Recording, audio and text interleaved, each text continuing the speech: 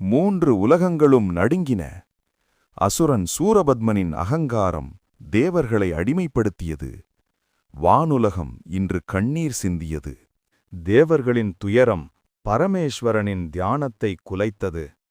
3வது கண் திறந்த நொடியில் அதர்மத்திற்கு முடிவு எழுதப்பட்டது. அக்கினியின் 6 பொறிகள் சரவண பொய்கையில் விழுந்தன. அது குழந்தையல்ல, அது உலகத்தை காக்க வந்த சக்தி.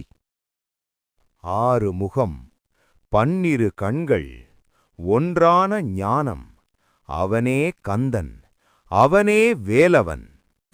இந்திரன் தன் சக்தியை ஒரு ஆயுதமாக மாற்றினான். அது வேல்.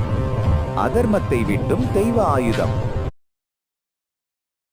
மயில் மீது அமர்ந்து வேல் ஒளிர வீரம் உருவெடுத்தது.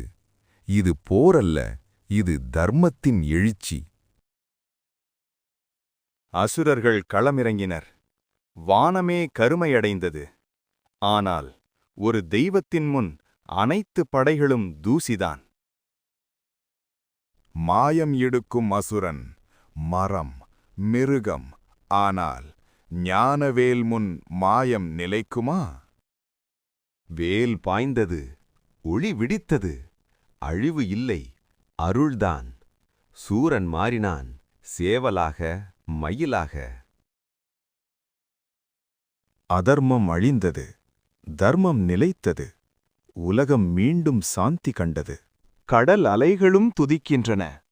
வேல், வேல், இன்றும் என்றும் முருகன்.